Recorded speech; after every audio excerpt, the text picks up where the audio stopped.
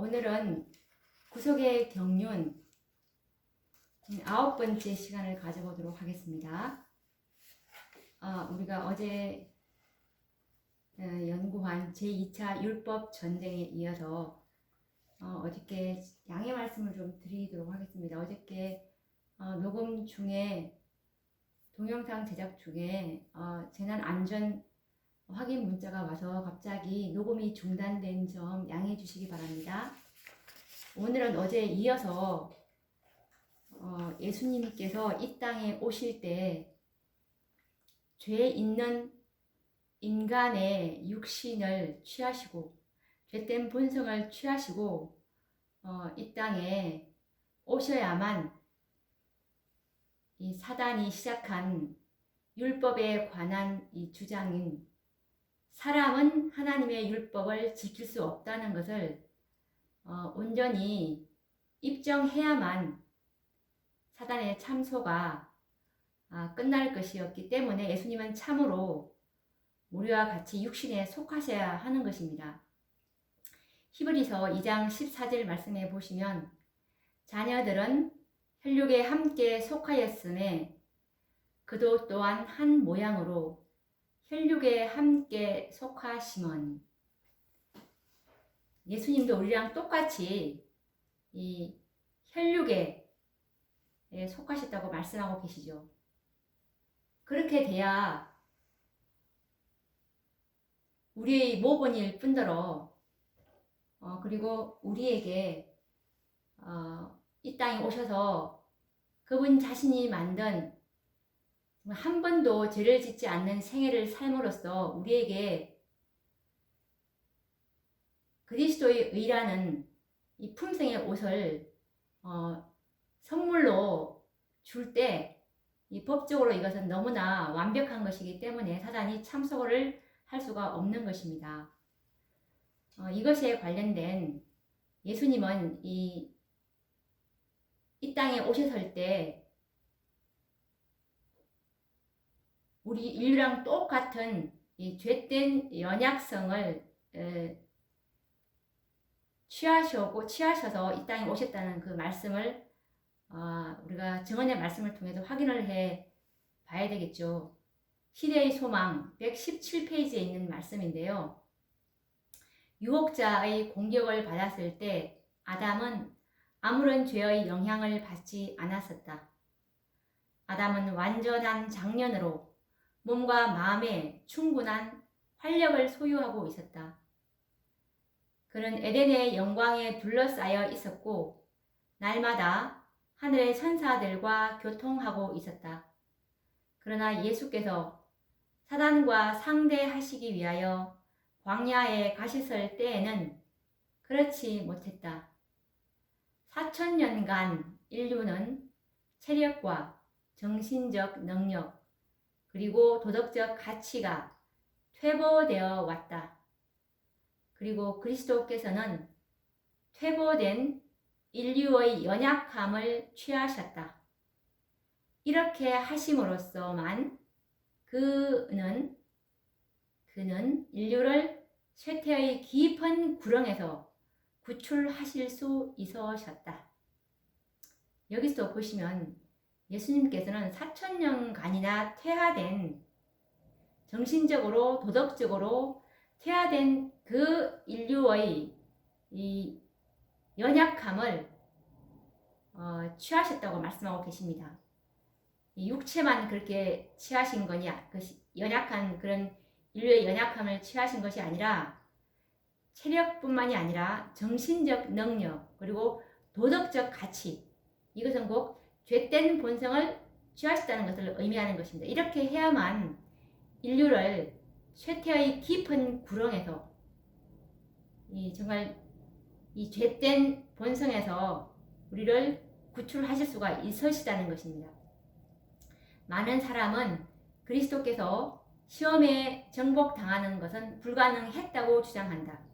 그렇다면 그리스도께서는 아담의 처지에 서지 못하셨을 것이며 아담이 얻지 못한 승리를 얻을 수 없으셨을 것이다. 만일 우리가 어떤 점으로든지 그리스도께서 당하신 것보다 더 혹심한 투쟁을 당한다면 그는 우리를 도우실 수 없을 것이다. 그러나 우리 구주께서는 온갖 연약성을 지닌 인성을 취하셨다. 그는 시험에 굴복할 가능성을 가진 인성을 취하셨다. 우리는 그가 당하지 않는 것들을 하나도 질 것이 없다라는 이 시대의 소망 117페이지 말씀인데요. 여기서도 분명히 예수님께서는 시험에 굴복할 가능성을 가진 인성, 온갖 연약성을 지닌 인성을 취하셨다고 분명히 말씀하고 계십니다. 그런데 많은 사람들은 예수님은 시험에 정복당하는 것이 불가능했다라고 이렇게 잘못 알고 있죠. 우리가 이 말씀에서도 분명히 그분은 시험에 굴복할 가능성을 가진 인성을 취하신 것입니다. 우리 주님께서는 아담보다도 훨씬 불리한 입장을 취하시고 이 땅에 오셨습니다.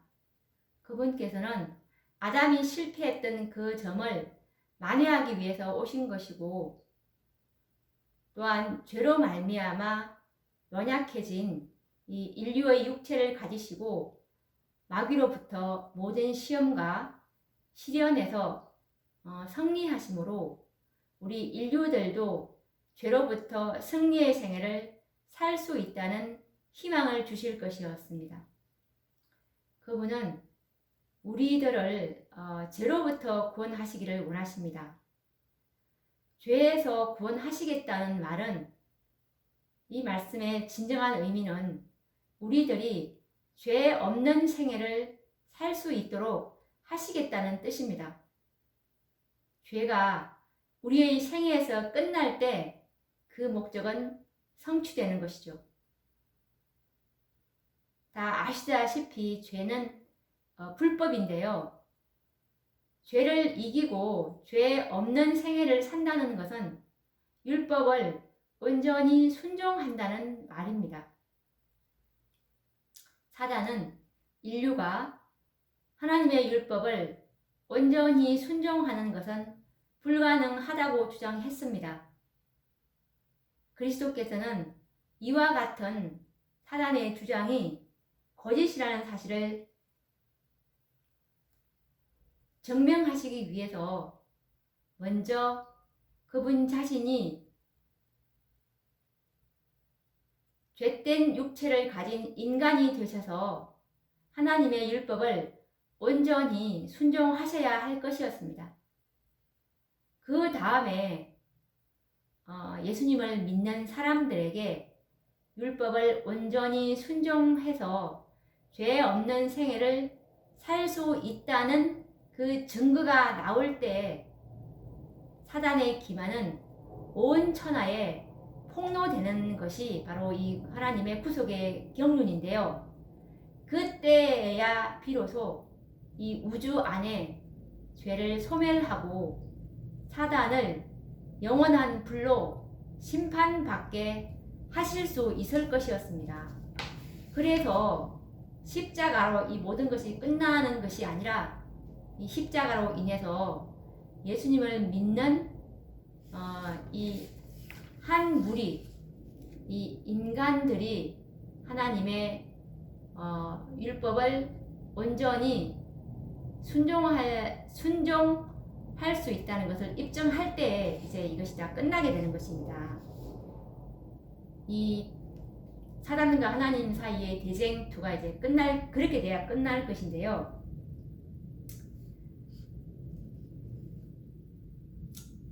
이 하늘과 그리고 우주 세계의 이 거민들은 그 당시에 이 사단이 제기했던, 하늘에서 제기했던 하나님의 율법에 대한 그 거짓된 주장들이 있지 않습니까?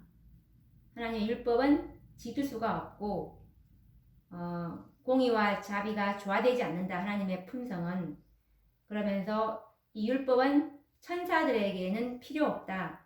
그렇기 때문에 공의와 공의와 자비가 조화되지 않는 그 율법은 변경되어야 된다. 이러면서 사단이 율법에 관해서 트집을 잡지 않았습니까? 근데 그 당시에 이 하늘과 이 천사들과 그리고 우주 거민들은 죄라는 것이 무엇인지 참 성질과 그리고 그 죄의 결과를 이해할 준비가 되어 있지 않았습니다. 그렇기 때문에 하나님께서 이 사단을 멸망하신다면 그 당시에는 하나님의 공의를 볼 수가 없었을 것입니다. 만일 사단을 적극적으로 멸망시켰더라면 그들은 우주 거민들은 사랑에서가 아닌 두려움에서 하나님을 섬겼을 자들이 있었을 것입니다. 그리고 이 사단의 영향은 완전히 소멸되지 않았을 것이고 그리고 또 우주 안에 있는 반역의 정신도 완전히 근절되지 않았을 것입니다. 그래서 정말 이 무궁한 세대를 통해서 그리고 온 우주의 복지를 위해서 하나님은 사단이 주장한 그 원칙들을 더욱 충분히 발전시켜서 하나님의 정부에 대한 사단의 비난을 모든 피조물들이 바른 시각에서 볼 수 있도록 이 지구가 우주의 교과서로 채택된 셈입니다. 여기서 사단의 주장을 펼칠 수 있도록 그렇게 해서 이제 하나님의 율법의 불변성에 대해서 영원히 조금도 의심의 여지가 남지 않도록 해야만 하는 것이 하나님의 계획인데요. 이것에 관련된 증언의 말씀은 부조와 선지자 42페이지에 나와 있는데 읽어보도록 하겠습니다.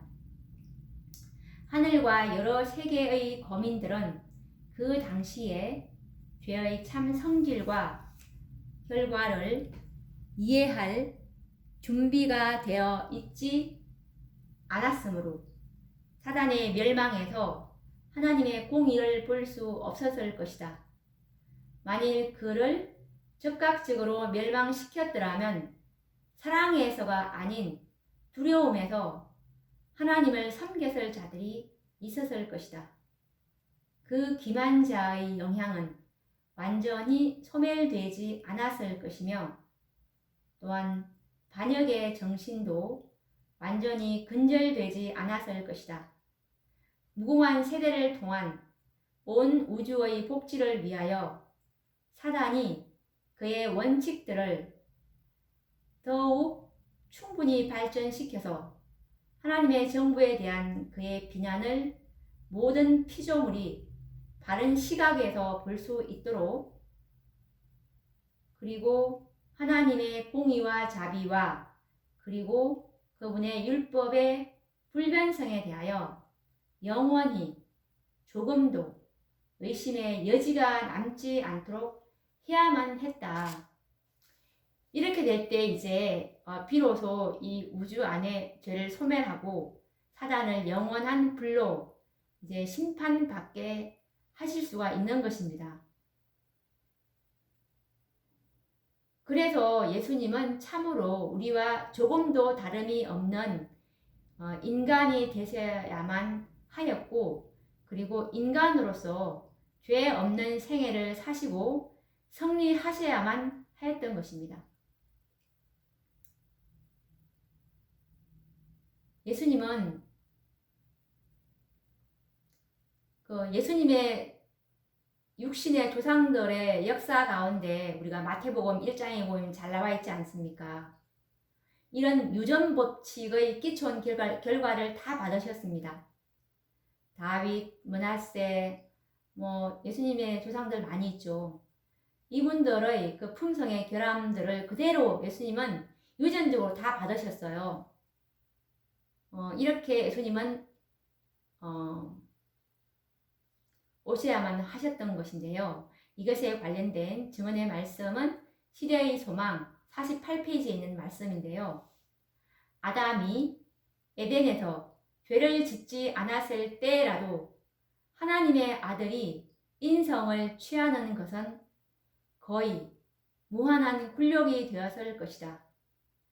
그런데 예수께서는 인류가 4,000년간 죄로 말미암아 연약하여진 때에 인성을 취하셨다.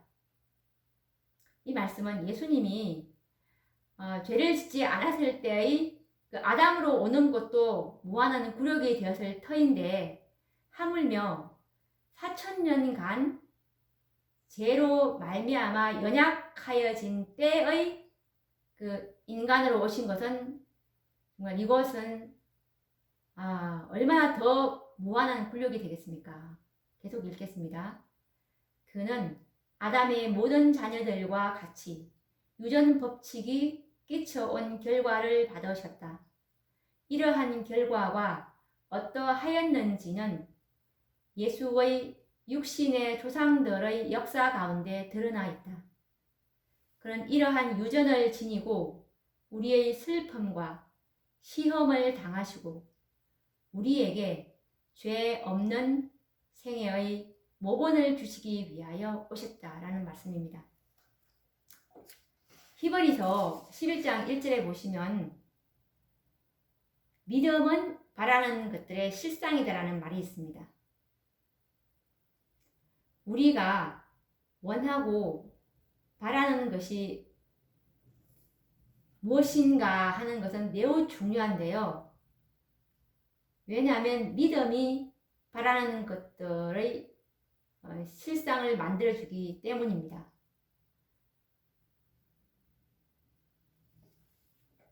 그러면 우리는 무엇을 바라야 하겠습니까? 그것은 바로 그리스도의 죄 없는 생애, 죄를 이기는 승리의 생애가 우리가 바라고 소원하는 것이 되어야 하지 않겠습니까? 믿음은 이와 같은 소원을 이루어지게 할 것입니다. 많은 사람들은 그리스도와 같이 죄 없는 생애를 산다는 것은 불가능하다고 생각합니다. 그러나 그것은 매우 잘못된 생각인데요. 이것은 구속의 경륜인 하나님의 계획을 전혀 깨닫지 못했을 뿐만 아니라 사단의 기만에 속고 있다는 증거입니다. 요한 1서 4장 2절에 보시면 곧 예수 그리스도께서 육체로 오신 것을 시인하는 영마다 하나님께 속한 것이오라고 말씀하고 계시고, 그리고 또 육체로 오신 것을 시인하지 않는 것은 적 그리스도라고 말씀하고 계시지 않습니까? 이 육체로 오셨다는 의미는 우리가 이미 공부를 했듯이 죄에 있는 본성을 취하시고 오셨다는 것을 말하는 거 계시죠. 이 말씀을 볼 때 우리가 죄 없는 생애를 살 수 없다면 결과적으로 예수님께서 죄 있는 육체로 오신 것을 죄된 본성의 육체로 오신 것을 부인하는 것이 되는 것입니다. 왜냐하면 성경은 예수님이 육체로 오셔서 죄 없는 생애를 사셨다고 기록하고 있기 때문입니다. 많은 사람들은 그분이 하나님의 아들이었기 때문에 죄 없는 생애가 가능했다고 변명을 합니다. 그런데 예수님께서는 요한복음 5장 30절 말씀에 보시면 내가 아무것도 스스로 할 수 없노라 라고 말씀하고 계십니다. 그분은 이 땅에 오실 때 신성을 비우시고 오신 것입니다. 그분은 아무것도 스스로 할 수 없는 분이셨습니다. 그렇다면 그분은 우리와 똑같은 위치에 있었음을 우리는 의심할 필요가 없습니다. 우리 인간들은 하나님의 율법을 순종하는 것이 불가능하다고 생각하지만 그것은 다 사단의 기만에 속고 있는데요. 우리도 인성과 신성의 연합으로 예수님처럼 하나님의 능력을 붙든다면 예수님처럼 똑같이 승리할 수 있다는 것이 하나님의 말씀인데요. 진리인데요. 이것은 시대의 소망 24페이지에 있는 말씀인데 읽어보도록 하겠습니다. 그는 우리 인간이 그 율법의 계명들을 순종하는 것이 불가능하다고 선언한다. 여기서 그는 사탄입니다. 그는 우리 시조의 타락과 거기에 따른 모든 재난의 책임을 조물주에게 지우고 사람들로 하나님을 죄와 고통과 사망의 창시자로 여기도록 만든다. 지금 온 세상이 하나님의 품성에 대한 오해의 어둠으로 지금 가득 차 있다는 것이 바로 이 사단의 주장인 사단은 죄와 고통과 사망의 창시자로 지금 만들어버렸습니다. 그래서 예수님께서는 계속 읽겠습니다. 예수께서는 이런 기만을 폭로하실 것이었다. 그는 우리 중 한 사람이 되어 순종의 모본을 주실 것이었다. 이 일을 하시기 위하여 그는 인성을 취하시고 우리의 경험을 몸소 체험하셨다. 히브리서 2장 17절 말씀에 그러므로 저가 범사의 형제들과 같이 되심이 마땅하도다. 만일 우리가 예수께서 겪지 않으신 어떤 일을 겪어야 한다면 사단은 이 점에 대하여 하나님의 능력이 사람에게 충분하지 못하다고 주장할 것이다. 그러므로 예수께서는 모든 일에 우리와 한결같이 시험을 받으셨다. 그는 우리가 당하는 모든 시험을 겪으셨다.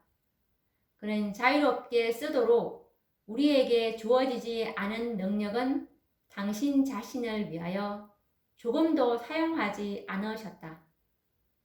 그는 사람으로서 시험을 대하시고 하나님께서 그에게 주신 능력으로서 승리하셨다. 그는 나의 하나님이시여 내가 주의 뜻 행하기를 즐기오니 주의 법이 나의 심중에 있나이다 라고 말씀하신다. 그의 생애는 우리도 또한 하나님의 율법을 순종할 수 있음을 증거하는 것이다. 예수님은 참으로 우리와 똑같은 성경을 가진 사람이었습니다. 그분은 아기로 태어났을 때 정말 어머니의 젖을 빠는 것 외에는 정말 아무것도 모르는 그런 무력한 어린 아기였습니다.